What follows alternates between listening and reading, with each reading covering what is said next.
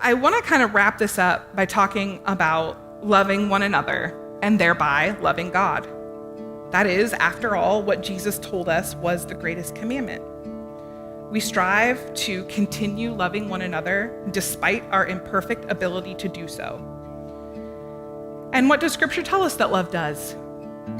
I'm going to read from The Message by Eugene Peterson because I think it's just a fresh reading for a lot of folks, and it's really beautiful. And this is a familiar passage. It's the beginning of 1 Corinthians chapter 13, and I'm going to skip around a little bit. If I give everything I own to the poor and even go to the stake to be burned as a martyr, but I don't love, I've gotten nowhere. So no matter what I say, what I believe, and what I do, I'm bankrupt without love. Here's what love does. Love never gives up. Love cares more for others than for self. Love doesn't want what it doesn't have.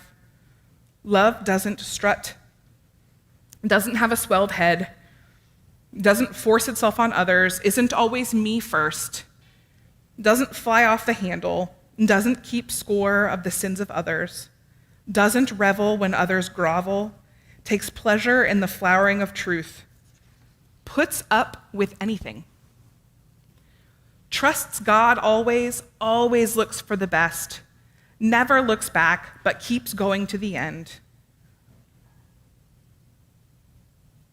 We have 3 things to do: trust steadily in God, hope unswervingly, love extravagantly. And the best of those 3 is love. So as we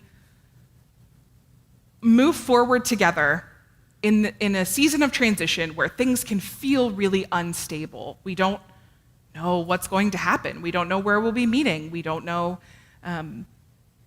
when the building will sell. There's so many unknowns. Our community remains a stable foundation, cultivated in love by doing these things, by never giving up, caring more for others than for ourselves, not strutting.